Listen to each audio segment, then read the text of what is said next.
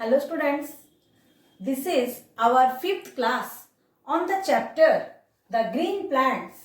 We have already studied about the green leaves of plants, their size, shapes, texture, smelling, different parts of the green leaf and photosynthesis, the food preparing mechanism of the green plants.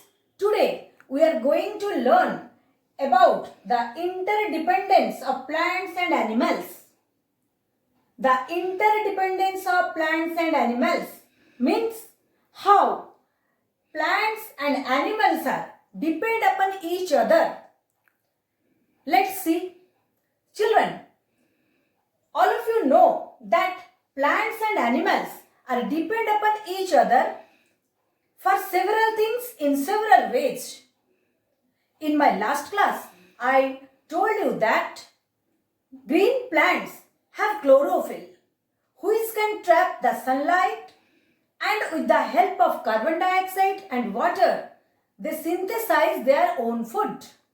And this process is known as photosynthesis. So children, chlorophyll is the only substance on this earth's surface which can trap the sunlight and help the plants in photosynthesis. So, here plants are the main producer of food on this earth's surface, on this planet. All other organisms depend upon plants for their food. All other living bodies depend directly or indirectly on green plants for their food, to get their food. Now children, when these animals die, their dead bodies are decomposed by the microorganisms, and the dead parts, or you can tell the raw materials from that dead parts, mix with the soil, which is again absorbed by the roots of the green plants in the form of minerals. They are some minerals and which help in the growth and development of the plant body. Clear? So now you can understand that plants and animals both are depend upon each other for food. Children, as plants are the main producers of food on this earth's surface, there is a sequence of organisms take place, are arranged on the earth's surface, in which energy, the food energy from one organism is transferred to the other. Okay, which is known as food chain. So, the sequence of living organisms in which energy is passed from one to another is known as food chain. All of you have idea about the food chain. All of you know the example of grasshopper, frog, snake and eagle. How food energy is transferred from one to another. Let us see here. Here children, you see a green grass that is eaten by a grasshopper. So the food energy is transferred from green producer, that is a grass to grasshopper. Then again the grasshopper is eaten by a frog. So the energy present in the grasshopper body is transferred to the frog's body. Now this frog is eaten by a snake, and the snake is eaten by an eagle.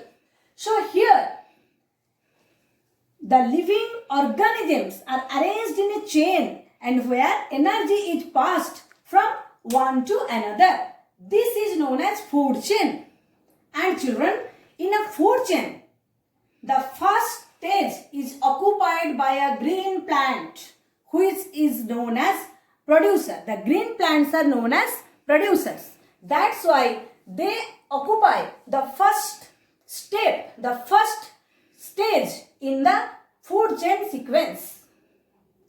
Now children, this is how plants and animals are depend upon each other for getting their food. Now come to air. Children, all of you know that green plants, when synthesize food, they need carbon dioxide. Okay? So, when any animal breathe out, carbon dioxide is released from its body. All of you know, when human being and other animals breathe in, they take in oxygen, and breathe out, they exhale carbon dioxide, which is used by the green plants for photosynthesis. And during photosynthesis, the green plants release oxygen, which is also a very important factor for the living animals to survive on this earth's surface, to breathe. All of us breathe in oxygen and can survive. So children, here you see that plants and animals are depend upon each other for oxygen and carbon dioxide. In this figure, here you can see, here one fish is living in water, okay, and it eats small insects, small fishes, and also small plants, aquatic plants. So it also depend upon plant. Okay.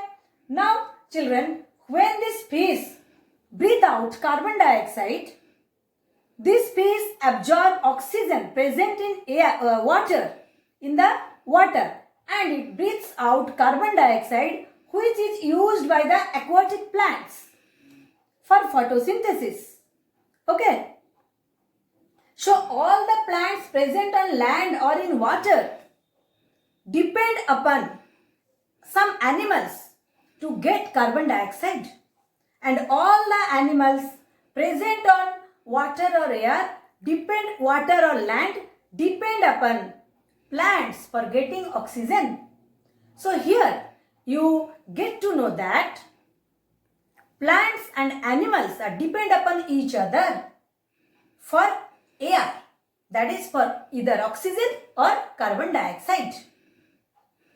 Now this is proved that plants and animals are depend upon each other for food and air. Clear students? This is interdependence of plants and animals. This is interdependence of plants and animals. So children, you see this figure carefully and try to understand how gases. See this picture carefully and try to understand how plants and animals are depend upon each other. Okay, which is known as interdependence of plants and animals. So children, today we finished chapter 7, that is the green plants. All of you learn the chapter sincerely.